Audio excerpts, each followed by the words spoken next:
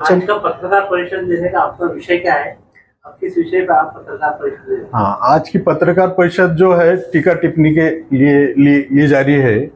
और ये जो नेते लोग जो बोल रहे हैं वो नेते लोगों के तरफ से ना समाज में तेढ़ निर्माण नहीं होना, और उनके हम एक पत्रकार परिषद छोटी सी पत्रकार टिका ये है कि ये नहीं होना, एक बैलेंसिंग रहना सब में। हमारे महाराष्ट्र के अंदर कोई भी अमन शांति रहना, समाज में कोई भी वो नेते लोग टीका वगैरह चल रहे, लेकिन हमारे समाज के अंदर पूरा सब एक है। हिंदू, मुस्लिम, सिख, ईसाई, बौद्ध सब जो है सब भाई भाई की तरफ ये चल रहे। इसमें कोई हमारे पब्लिक के अंदर कोई भी इसका इफेक्ट नहीं है। अब हमारा बोलना ये है कि अमित शाह साहब एक सवाल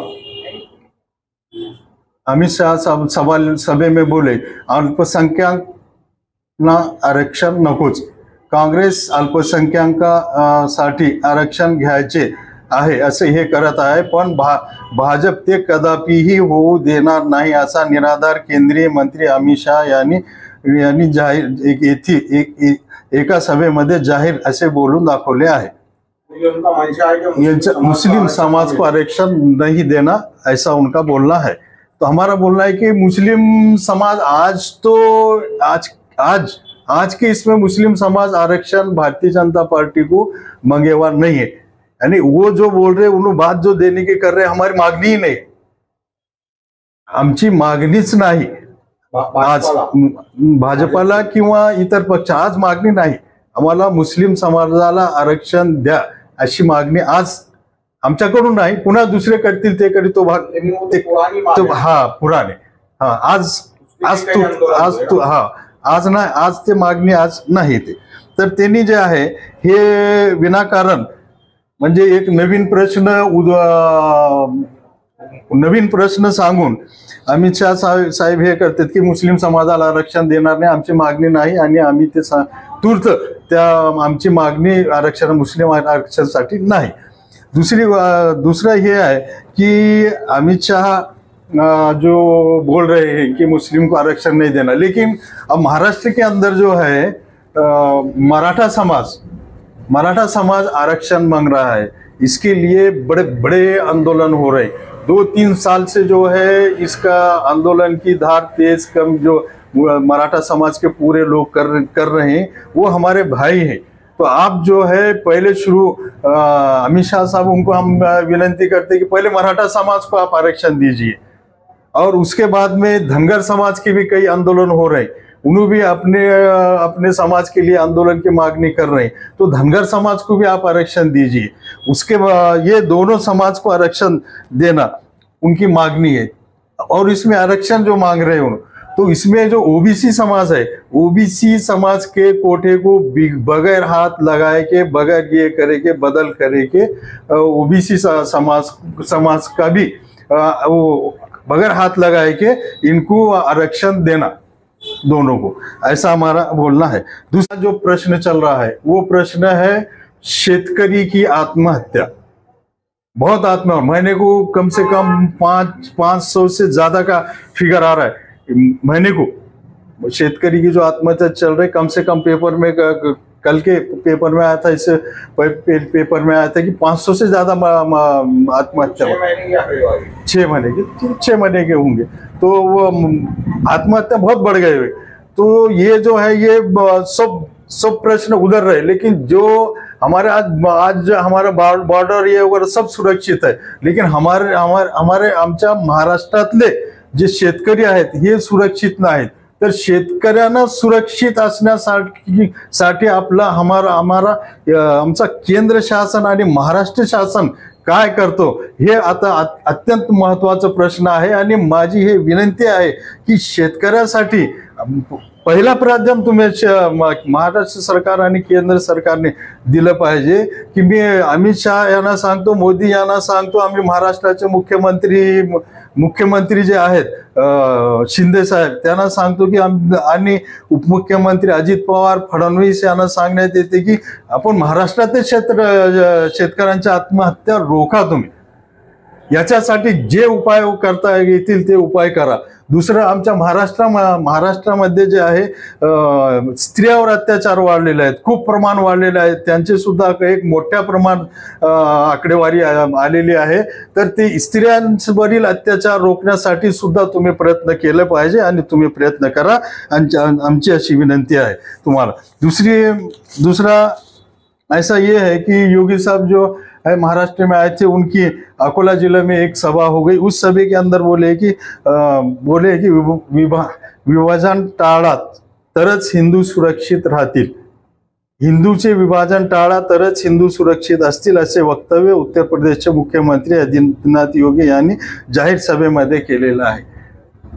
तर आमचं म्हणणं हे आहे की केंद्र सरकार जे आहे त्या केंद्र सरकारची जे सत्ता आहे हिंदू समाजाची आहे, महाराष्ट्रामध्ये जे सत्ता आहे हिंदू समाजाची आहे, उत्तर प्रदेशामध्ये जे सत्ता आहे तेही हिंदू समाजाची आहे. तर योगी साहेबांना असं म्हणणं आहे की कुठं असुरक्षित आहेत आणि आमच्या महाराष्ट्रात हिंदू, मुस्लिम, बौद्ध, शीख, ईसाई सर्व जे आहे भाई भाई म्हणून आम्ही हम रह रहे हैं यहाँ पे. तो हमारा कोई पब्लिक का कोई झगड़ा नहीं है. तो ये नेते लोग जो है आके हमारे महाराष्ट्र का जो है वातावरण में खराबा नहीं करना, ये हमारा ऐसा उनको बोलना है. दूसरी ऐसा ये है कि हम भारत जोड़ो के कार्यकर्ते हैं और हम हमेशा भारत जोड़ो का यहाँ पे काम करते हैं. हमारे बड़े बड़े रैलियां निकला सब हो गए, यहाँ से भी हमारी भारत जोड़ो की यहाँ पे ये चले गई है. तो हमारा बोलना ये है की अब एक महाराष्ट्र राज्याचे उपमुख्यमंत्री फडणवीस, राज्याचे उपमुख्यमंत्री, गृहमंत्री व भाजपचे नेते देवेंद्र फडणवीस यांनी भारत जोडो यात्रेत शहरी नक्षलवादी संघटना सहभागी झाल्याचा खळबळजनक आरोप केला होता. विधानसभा निवडणुकीच्या तोंडावर हा आरोप केल्याने सामाजिक संघटनांमध्ये तीव्र प्रतिक्रिया उमटली आहे. सामाजिक कार्यकर्ते योगेंद्र यादव, उल्का महाजन, संजय गो, ललित बाबर यांनी भारत जोडो यात्रेमध्ये सहभागी झालेल्या कार्यकर्त्यांमार्फत प्रसिद्धी पत्रक देऊन यांना सांगितलं आहे की भारत जोडो यात्रेत सहभागी झालेले शहरी नक्षलवादी यांची यादी जाहीर करा, असं आमची मागणी आमच्या भारत जोडो सर्व कार्यकर्त्यांची आमची मागणी झालेली आहे. त्याचप्रमाणे औरंगाबादची जे आम्ही त्याचे जबाबदार कार्यकर्ते असल्यामुळं आमचं सुद्धा म्हणणं आहे की हे जे तुम्ही सांगितलं आहे ती यादी आम्हाला जाहीर करूनच दाखवावी. या आमच्या जे नेत्यांनी जे तिथं तुम्हाला निवेदन किंवा हे केलेलं आहे त्याला संपूर्ण आमचं पाठिंबा आहे आणि आम्ही आमच्या भारत जोडोच्या हे संपूर्ण नेत्यांच्या आम्ही पाठीशी उभे ऐसा बोलला. आणि त्यानंतर आणखीन काही नेते आहेत, ते नेत्यांनी असे स्टेटमेंट दिलेले आहेत की आम्ही मस्जिदमध्ये घुसून मारू, आणि काही नेत्यांनी असे सांगितले आहे की आम्ही विधानसभेमध्ये घुसून मारू. तर हे मारामारी हे वगैरे करण्याऐवजी विकासाचं काम करता येईल. काय करता तुम्ही, विकास काय करता येईल ते महाराष्ट्राच्या जनतेपुढे हे विकास कामाचं तुम्ही महाराष्ट्राच्या जनतेसमोर आपलं विकास कामाचं काम ठेवा. त्यावर हे जनता तुम्हाला समर्थन करण्याचं करेल असं. आणि दुसरं राज ठाकरे में एक सभे के अंदर बोले हैं कि मस्जिद के जो भोंगे हम निकालेंगे. महाराष्ट्र में अगर हमारी सत्ता आ गई तो हम जो है मस्जिद के भोंगे निकालेंगे. तो महाराष्ट्र के अंदर पूरे विधानसभा के अंदर 288 जगह है और बहुमत के लिए सरकार आने के लिए 145 जगह लगती हैं. और राज ठाकरे जो है उन्होंने अपने 145 भी उम्मीदवार खड़े नहीं किए, हमको ऐसा लग रहा है. और उसमें से चुन के कितने आएंगे, एक दो भी आते क्या नहीं कि वो तो अल्लाह ताला जानने वाले. लेकिन ये राज ठाकरे की ना सत्ता आएंगी और ना अल्लाह के फजल से मस्जिद के भोंगे निकलेंगे. लेकिन समाज में एक तेड़ निर्माण करने का जो आप बात कर रहे हैं, तो इसके तरफ से हमारा बोलना है कि समाज इसका कोई परिणाम मत कर लो. आप समाज को हम बोल रहे हैं कि वो नेते बोलते हैं, लेकिन हम जो समाज में सब सब हिंदू मुस्लिम जो है पूरे एकता है, एकता के साथ चल रहे हैं। तो ऐसे बयान के ऊपर समाज जो है जागृत रहो, और ये समाज के इसके ऊपर आप जो है अपना कोई परिणाम मत करके इसका इफेक्ट मत कर लो समाज को, ऐसा हमारा बोलना। ये आपका नाम? मैं शेख खुर्रम अब्दुल रशीद साहब।